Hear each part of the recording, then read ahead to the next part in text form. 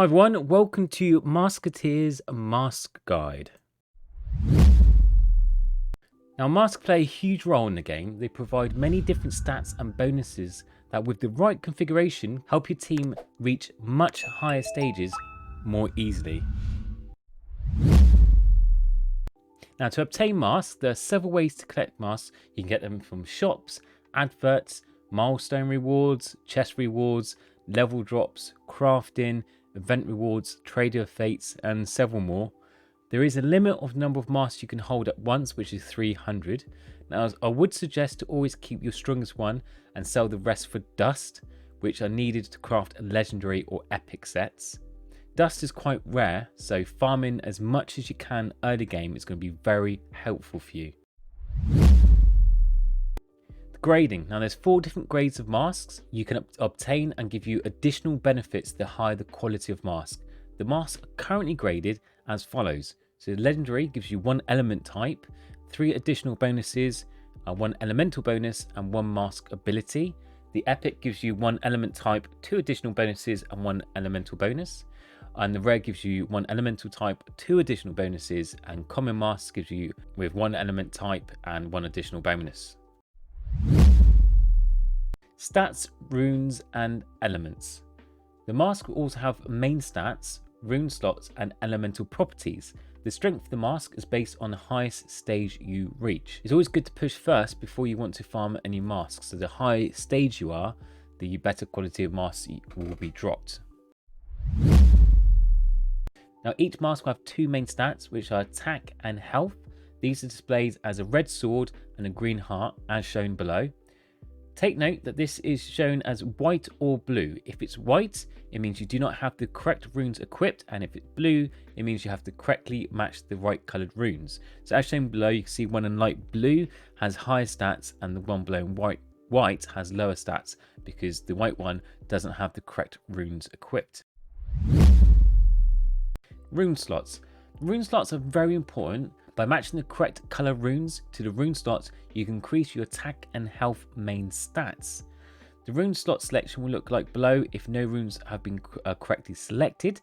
So as you can tell, like the yin yang symbol is very dull, it's got no dots in it, it's not colourful, the whole section is darked out, but the one above is all highlighted and it shows you the correct rune slots have been selected. So always try to equip the correct colour runes and also the highest rune level to get the best results.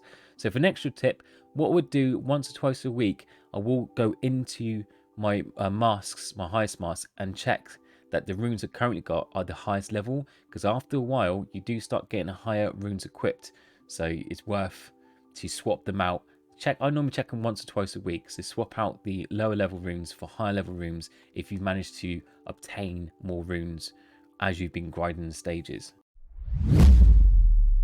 Elemental properties. There are 3 elemental types: fire, ice and electric. There's also a neutral type which gives you a flat base of additional 30% damage. Now the element effects of a mask are a very important factor to pay attention to.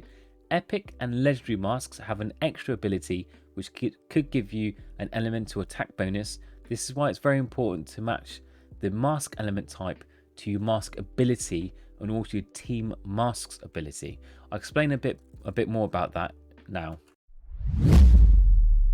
So matching elements. Here are some examples of how you should be matching your elements based on your element types with your mask abilities. So say for example you have a fire type mask. So as you can see here, the top section of your mask will show which elements you have, and this one has fire, which deals 65% fire damage and has a 6.5% chance to cast burn. Now the ability of this mask, because it's an epic mask, gives me incinerate, which it gives me 195% damage versus enemies affected by burn. So because this is a fire mask, there will be a chance to cast burn, a 6.5 chance to cast burn, and because I've got incinerate added to this mask, it then gives me additional 195% because of it. So if you do have a mask that's element type, try to re-roll so you're matching the same elements to the same mask. So sometimes you might get a fire mask but have a electrical ability, or you might have a fire mask that might have a ice ability.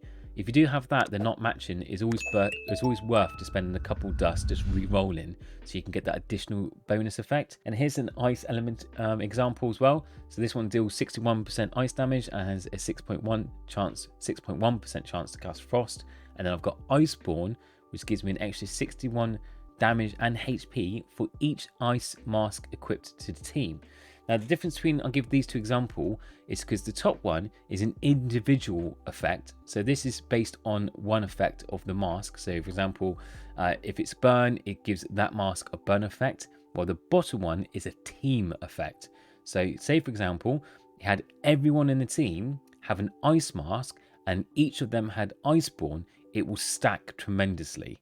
So it is definitely worth at later stages when you've got the epics or legendary masks and you've got spare dust. So at first you should be using dust to craft epic and legendary masks because you need to complete the mask sets. But when you have additional dust to play around with, then getting the same element type masks, and especially the team type mask, give you a huge bonus effect.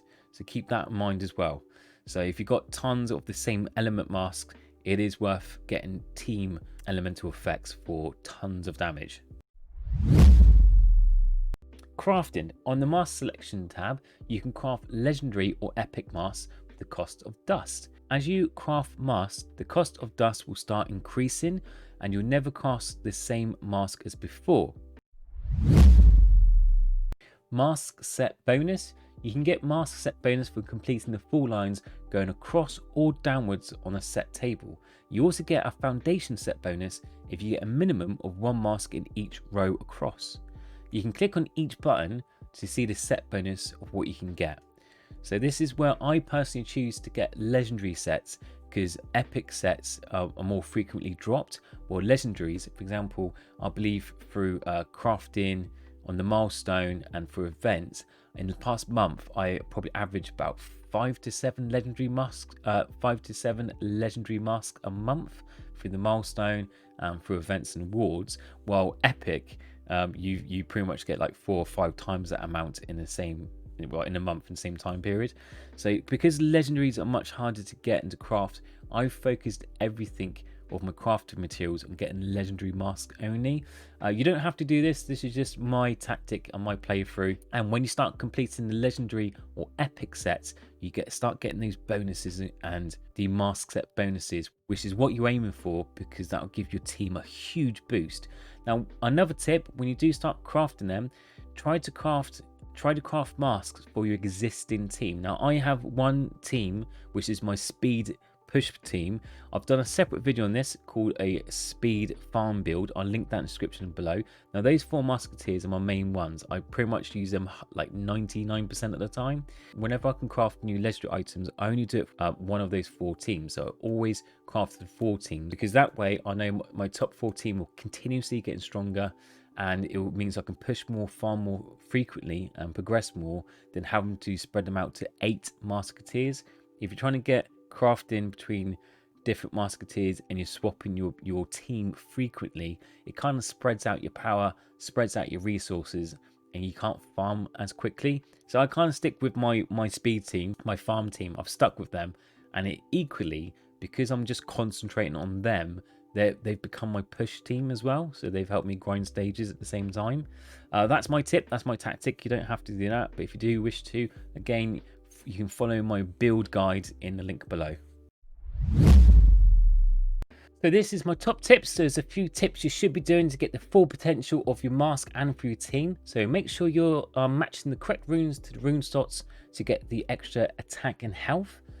Match the mask bonus effect with your mask elemental type, and if you can get the same team elemental effect, even better.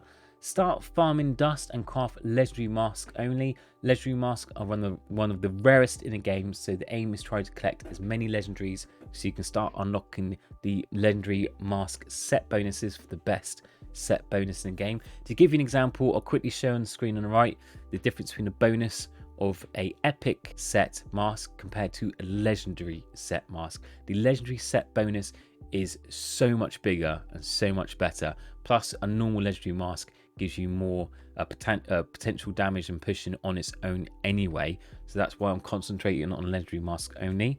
And lastly, subscribe to Soulrise Gaming for more in-depth guides and tips on Masketeers. If you enjoyed this video and this helped you in any way, subscribe. It does help me out so much, and I love you guys for it. Apart from that, I hope these tips have been helpful, and I'll see you all in the next video. Take care. Bye.